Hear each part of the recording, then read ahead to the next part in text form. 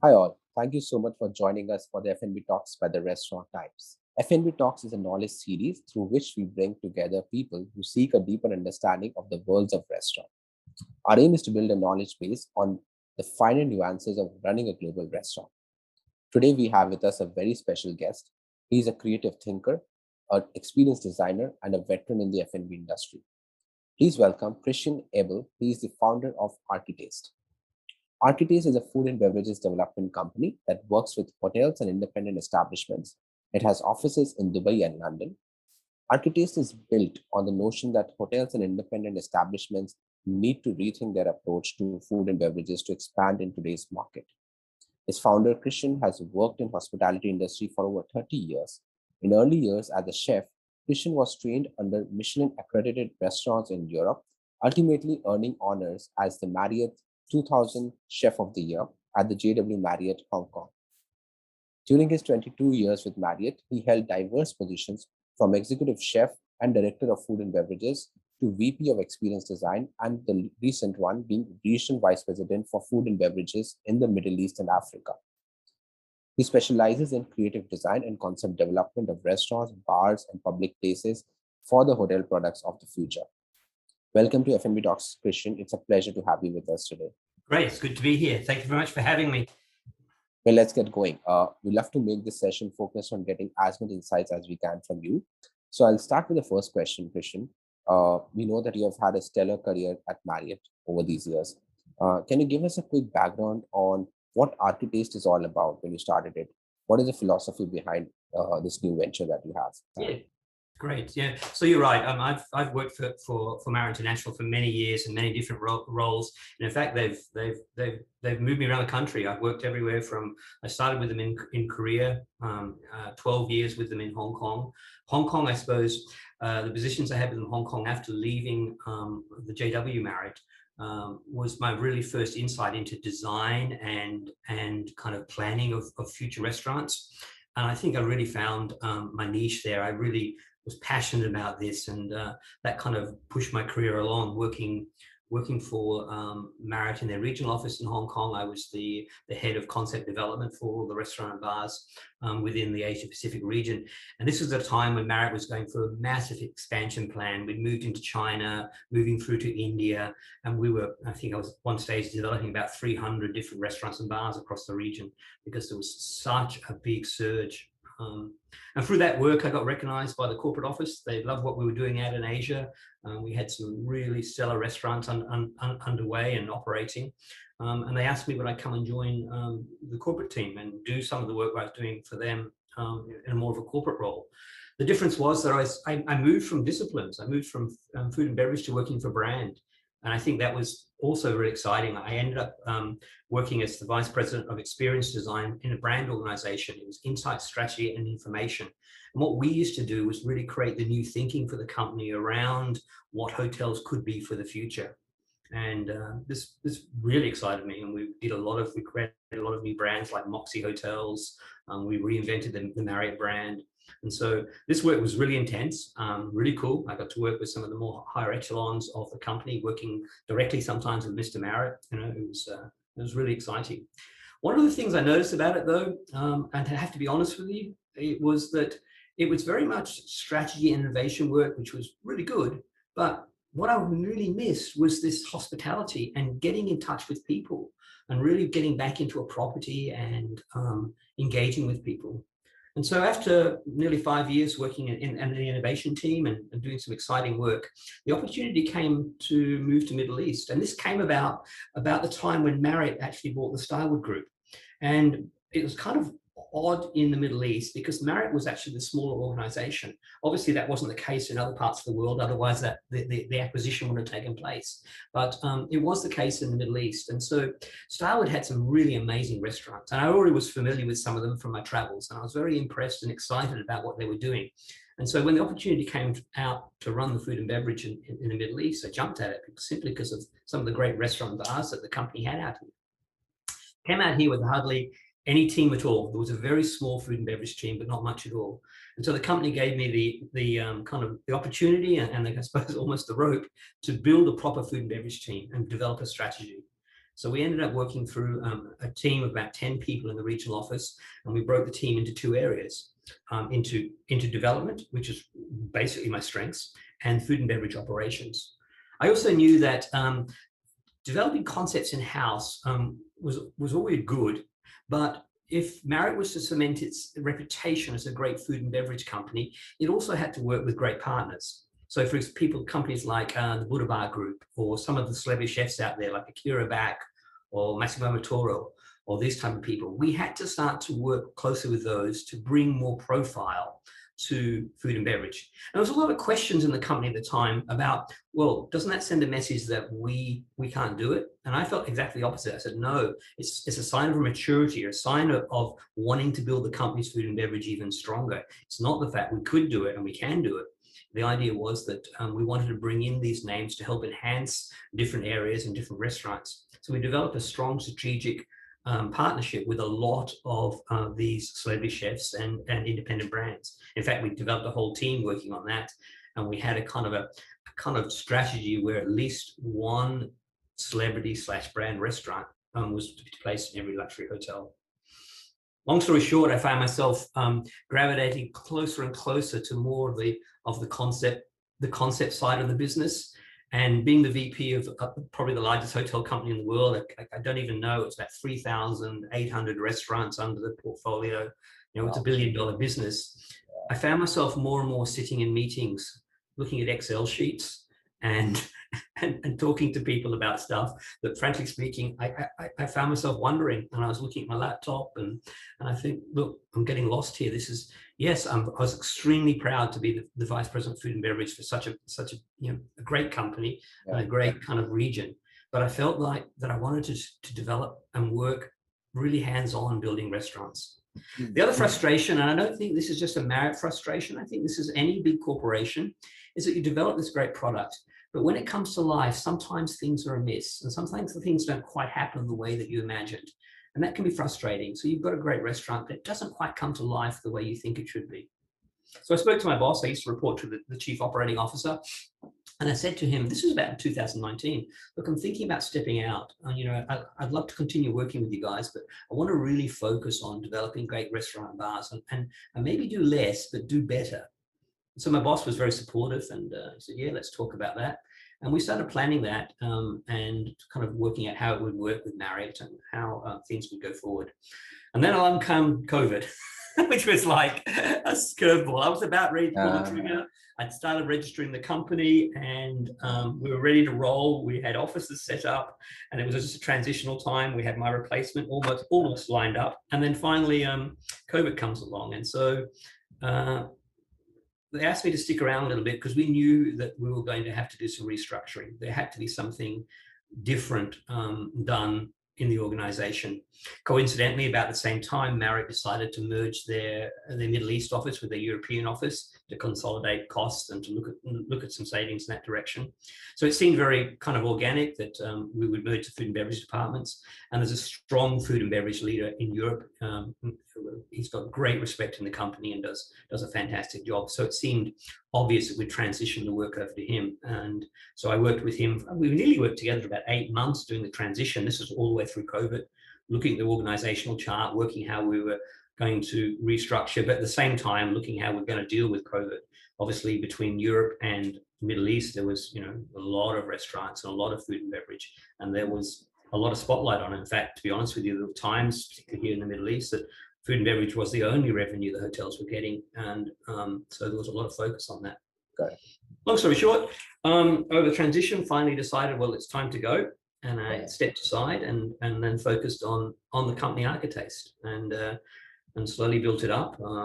What was a real plus, and I can proudly say that Marriott turned around and said, Chris, we'd like you to take some projects with you. So my first client was my old boss.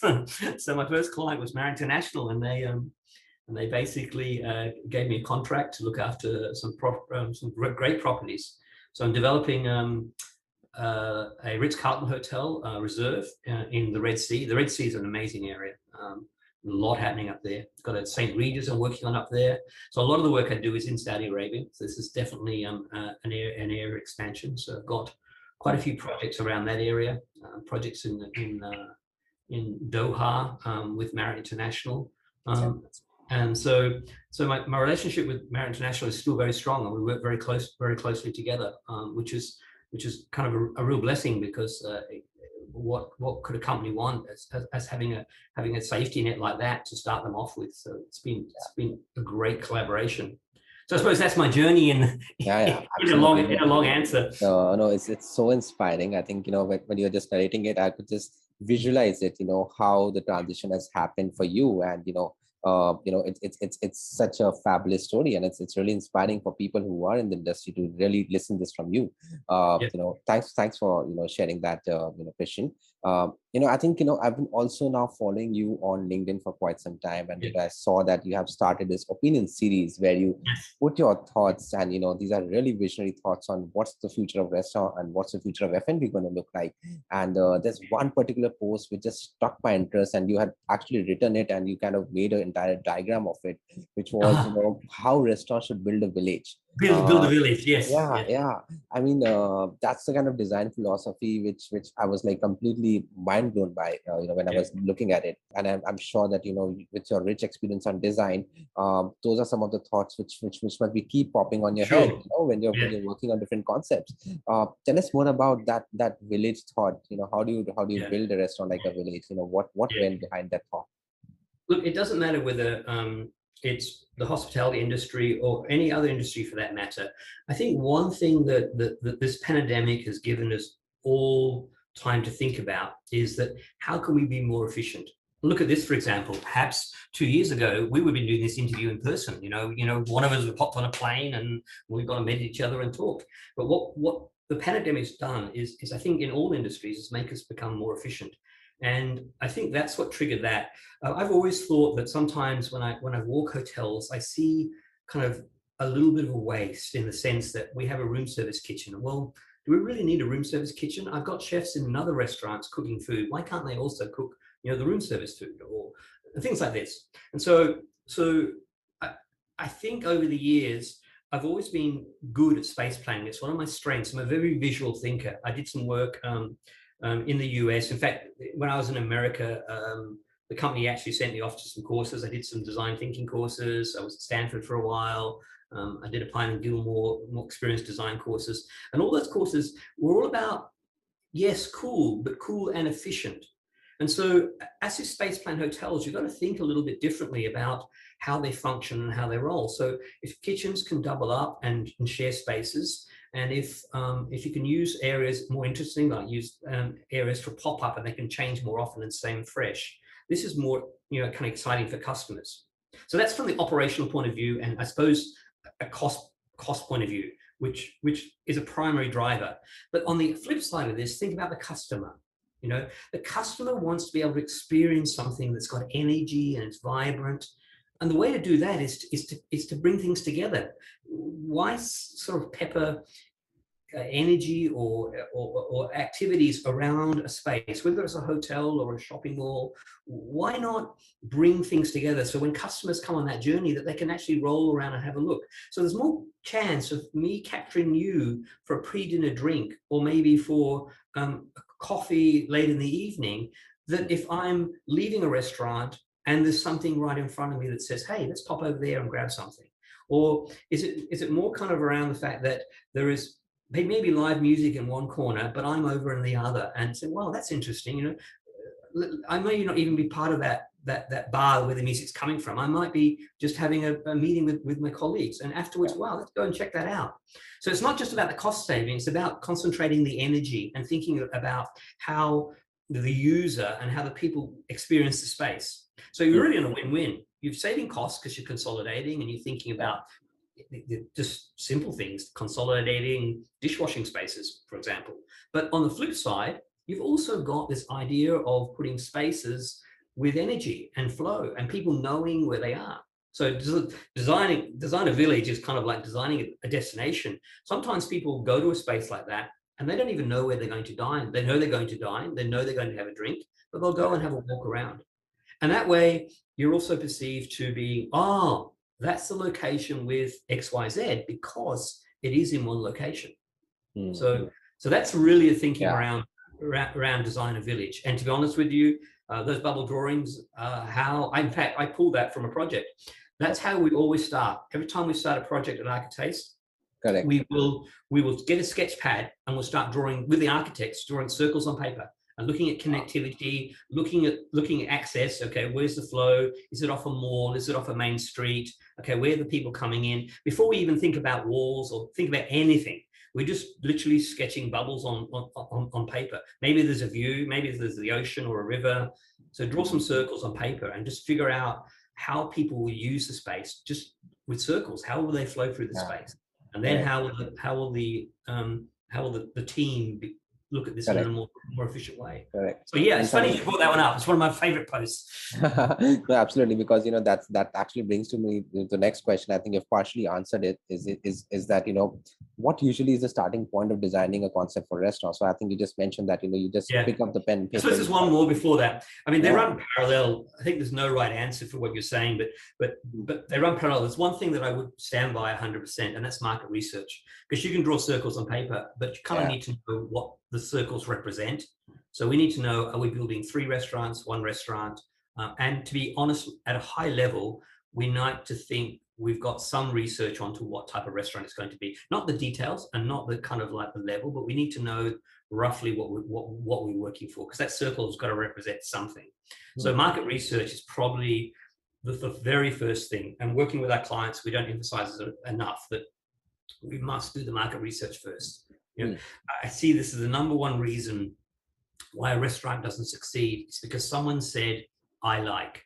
Well, that's good. I respect the fact that you like, but that is not really the right approach to a successful restaurant. It really has to be what the community like and what the community want and what the market needs, not what you like. Yeah, I like a lot of things, but I wouldn't put them in my own restaurants. yeah, I mean, I think I often see that in meetings, particularly with people who have got a lot of kind of, how do I say, wealth, and this becomes more of a, I wouldn't say hobby, but more of a secondary thing to them. And I sit in the meeting and they say, well, I like. So it's great. So I can do that for you. But what is more important is for you to like a busy, bustling restaurant. So let's have a look at the research and then we'll decide, okay, what will work for that area. That said, sometimes I get a client that says, no, this is what I want. This is what so, okay, you're the client. And we will always follow our clients. Our clients are the center of the whole thing. But at the end of the day, to answer your question very quickly, the first thing I would strongly recommend anyone to do is the research. And there's various tools out there to do that. correct, absolutely. That's a very valid point that you made here. Also, Christian, I'm curious to understand that with the pandemic, technology has kind of played a crucial role in the F&B industry and the restaurant industry. And how do you see technology playing a role when it comes to concept designing or shifts in the new designs of restaurants? Yeah. Is it really impacting design front, or is design still being untouched by technology? No, it is, of course, it's been touched by technology. I'd be very naive to sit here and say that technology doesn't affect the design or the future of our industry. It does. But I'm a little torn, to be frank and honest with you. Maybe it's because I'm old and old-fashioned, I'm not sure. But there's still that, for me, there's still that element that we are in the hospitality industry. And if you break down the word hospitality, it's very simple. We're hospitable to people. We are in the business of engaging customers and communicating with customers on all different levels. And so technology sometimes can take that away. And in some areas, that's good. It's efficient, it's quick, and it solves some problems. But in other areas, it does take away what we're supposed to be doing in the hospitality industry, and that's really engaging. I'll give you an example. For example, digital menus. During COVID, I led the team to creating every menu was digital. We went straight to QR codes. When I was working with Marriott, we changed everything. And I have to be honest with you, I think a lot of that is here to stay, particularly with some generation. But there is nothing like picking up a beautiful cold piece of leather and feeling that texture in your hand and turning the page with anticipation on the next page with all the dishes on the menu and reading through it almost like a little storybook. There's that element to a menu, for example, that a QR code and an iPhone will never ever be able to replace. And so I'm a little torn sometimes around technology. What I will say that technology is making us more efficient back of house, and I think it's the silent technology that I think is going to really drive the future. Kitchen equipment, for example, cooking equipment. As we build restaurants, hotels, of the future, we have smaller footprints and we have smaller areas to work with. And the great kitchen manufacturers around equipment manufacturers around the world are getting onto this, and they're building multi-purpose equipment. It started with the combi steamer, which everyone thought back in the 80s was, whoa, look at this thing, it cooks and steams. But now it's coming to everything. Every piece of cooking equipment is multi-purpose, has multi-reasons, becomes more efficient, it's easier to clean, it's lower on electricity or gas or whatever it runs on.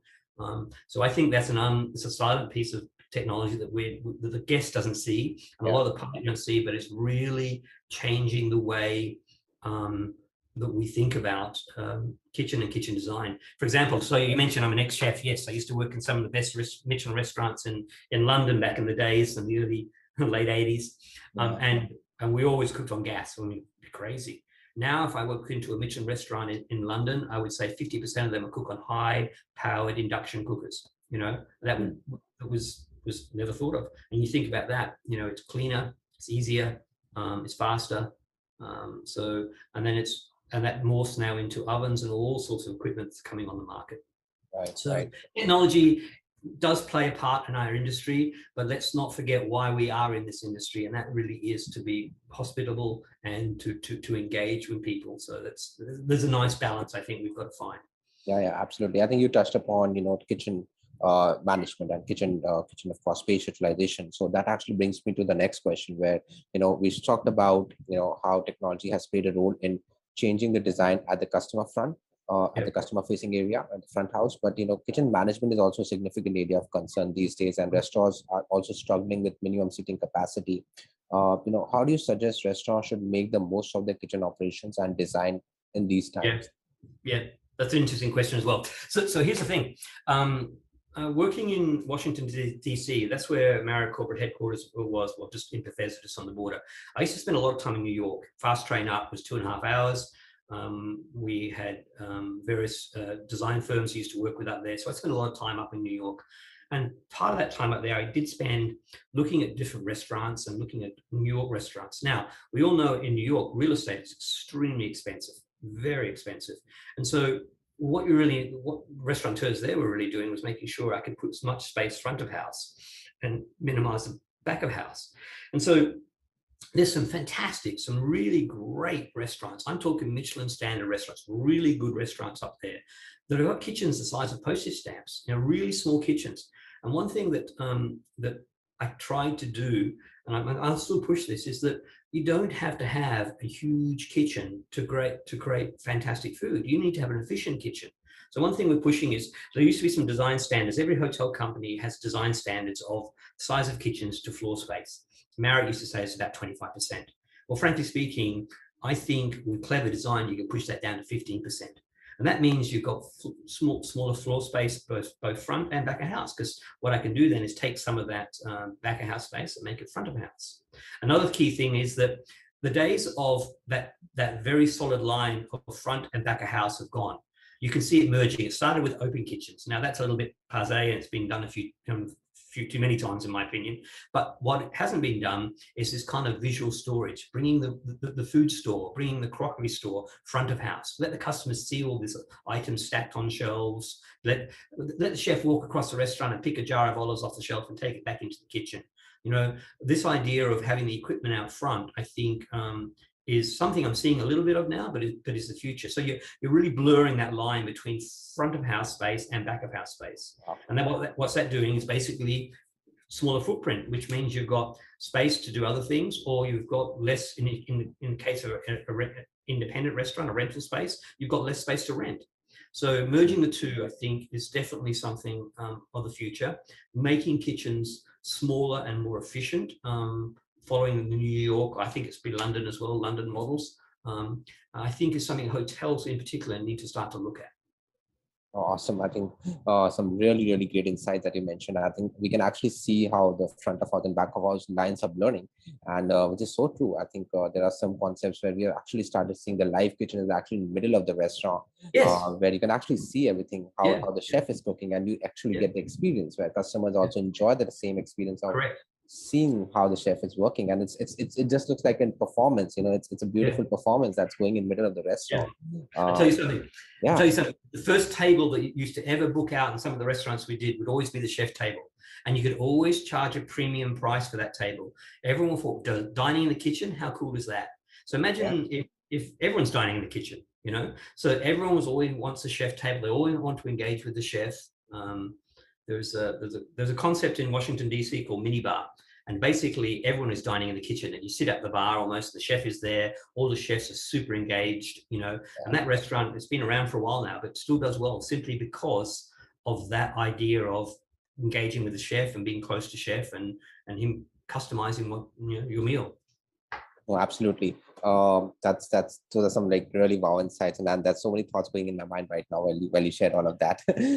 So I think there's another burning question that we wanted to understand and take your thoughts on that, as you have been to the business side and you have seen the entire ops of running a business, which is hiring. I know there's not a right answer about it, but how do you think restaurants could hire and find the right talent, especially after the pandemic when so many people in the industry have lost their jobs. There's so much uncertainty in the market.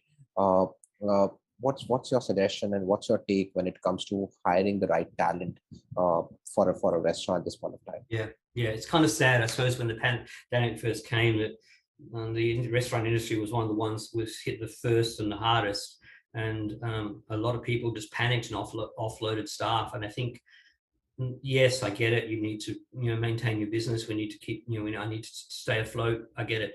But the problem that did, it not only kind of damaged the reputation of the industry as a whole, but it sent that message that to the young up and coming chef or server or sommelier, that really, is this a future for me? What happens if it happens again? Am I always going to be on, out of work and on of work? So I think what's happened now is a lot of people have said, well, I'm going to use this time, I'm going to rethink my career. I'm going to either go back to college or school, or I'm going to do something different that's less volatile. And unfortunately, I think the industry through this pandemic has lost a lot of passionate people who have just simply said, I can't take that risk. I need to move on from this industry and find something else. And so what we're finding now across the industry is that the talent's not there anymore, simply because people have moved on and said, look, sorry, I love what I did, but I need to think about my future, my family, and I need something more safer. It may not pay the same, it may be slightly different, but I need to think about stability over, the next crisis that may come. And I think the way that we need to bring that back is to really think differently about the people that we hire. The restaurant industry has always been a revolving door, and particularly in places like the Middle East, is that unfortunately in the old days, someone would leave a position simply for a little bit more money, because that's why they were here, to get money and send it home. So what I think we need to do, first of all, is to look at what we're paying, and second of all is treat the associates and the staff that are working for us very differently and build that relationship with them. I would strongly advocate, and I'm doing a couple of restaurants like this now, where anything from supervisor above, you give them a stake in the game. Maybe you can't give them a share of the restaurant because you may not be in a position to own the restaurant, but you'd be able to say, right, our budget is X, everything over X, I will give you a percentage of that, and let them work like it's their restaurant. Let them feel that it's their restaurant. Paying a bonus is one thing, but paying a percentage of money, over a budget, is really drives people to say, okay, I'm going to make this work. I'm going to stay longer. I'm going to make this work.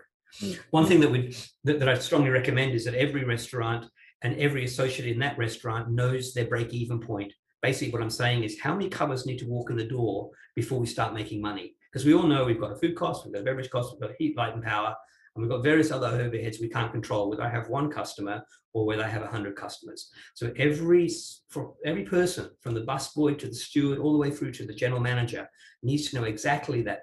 After 33rd person walks through the door, based on my average checks, we start to make money. And every server should be almost counting as they come in. 1, 2, 3. Oh, 33. Great. We're making money. And that's the type of thing that I'd like to install into restaurant workers. So the turnover and it re kind of builds their confidence in the industry that, yes, this is a future for me. I've got a stable job. I can stay and work in this restaurant, work my way up for the next 10 years and I'm okay. I'm not just going to keep flicking through the job ads in case there's a job that pays a little bit more because I need to get as much money in the bank as possible now. If I've got a stable, secure job and I know that I am valued and I'm part of the team that's making it successul, I'm more likely to stay longer. And I think that's the approach that I would take moving forward. Because it's like I said, it simply is people have lost confidence in the industry and they've moved on. And we're feeling that now, whether you're an independent restaurant or if you're a big international hotel company. Oh, absolutely. I completely, understand and completely agree to your point where when these are the ways where actually we can build trust, among people who want to get back to the industry because, people are in for the long run. We need to earn their trust back. And with this whole pandemic, what people have felt, very discouraged is because of the stability that they would expect from the industry. And, that actually makes a lot of sense. And I think that brings me to the last question. I think we have covered a lot in this last 35 minutes, and it's been a fabulous discussion, Christian. I think what I wanted to understand and get your take is that even though the industry is now reviving back, a lot of young businessmen are trying to enter to the industry. A lot of young, passionate entrepreneurs are planning to enter the restaurant industry, and there are different models through which they are exploring this opportunity, be it cloud kitchens, virtual kitchens, as we call, be it some sort of other models that they're trying to explore. Now, what would be your, I would say, suggestion, or I would say direction to the people who are trying to enter the restaurant industry at this point of time in this juncture? What would be your tips to them that, okay, are there particular things that they should keep in mind, and how should they approach this market? Okay, so here's one up front. So the first thing I would ask anyone when they said to me, "Hey, Chris, I'm thinking about opening a restaurant or even a hotel for that matter," I'm going to ask you why. Why? That's the first thing. And I want you to really think about the answer to that simple question of why. Is it really to make millions of dollars? Is it to, then I'm going to say, well, perhaps there's an easier way to make money because I don't think that the restaurant industry is the way where you're going to make a quick buck. It's not that type of industry. The answer that you've got to kind of wrestle with in your own mind is passion. If you're really passionate about pleasing people, serving great food, and being hospitable, then you're making the right decision. And if you do that, then the revenues, the profits, and everything else that comes with that will come along. But if you go into this industry and in this business purely with the thought of, I'm going to make a chain of restaurants and I'm going to be a millionaire in the next 3 or 4 years, you're delusional. I'm sorry. It's really, first of all, in anyone's mind, it's about the passion of pleasing people and making sure people are having a great time. And if that's your answer, then I encourage you 100%, because if you've got that in you, if you've got that in your soul, then you are a true hospitality worker, hospitality business person, and you will succeed. But you've got to have that first. That has to be the thing that it's like welcoming people into your personal home. You want to impress them, you want to cook great food for them, you want to give them great entertainment and a great time, an evening to remember. And if you can do that with the same thing with a restaurant and with the customers coming to your restaurant, then I would say you are thinking in the right direction, and this is a great industry and a great future for you. But if you say, no, I want to make $1 million in the first few years, I'm going to say, well, maybe you should think about something else, because that's not what this industry is about. So that's the first thing. Of course, then there's many other things, and you'll hear the blah, blah, blah about long hours and all this. Yes, that's true. You need, no matter what you say, what I found in my very young ages when I was a chef in London, was very simple, was you're working when everyone else is having a good time, and you need to get your mind around that, because that's fact. You know what I mean? When everyone else is on a Friday evening in London, everyone else is out having a good time, you'll be working, and you'll be working hard. So you kind of got to get your mind around that, and understand that if you do jump into this industry, I'm not saying you don't have a good time and you won't socialize, of course you will, but you'll be doing it on a different time schedule from everyone else, and you'll be doing it probably on different days of the week than everyone else. So you need to get your mind around all that as well. And if you can do all that and you're passionate, then yeah, this industry could be for you. Awesome, great. I think that's some really valuable piece of advice. So I think passion and being ready to sacrifice Yes, is two things that I kind of make out of what you mentioned. And 100%. I suppose you summarize it really well. Yes. absolutely. So wonderful, Christian. I think thank you so much for your time and spending this 1 hour with us. It was Yep. fabulous talking to you, getting so much from you, and hopefully would love to do a season 2.0 with you very soon. Yeah. Once the market is back on track, we see Yes. some new trends coming in, and your vision. I'm sure we'll see all of that converting into reality. Yeah. Is what I can really bet upon. All the best, with the new venture, and wish you all the success, and would love to do another season very, very soon. Great. Thank you for having me. Really, really enjoyed it. Thank you. Thank you so much, Christian.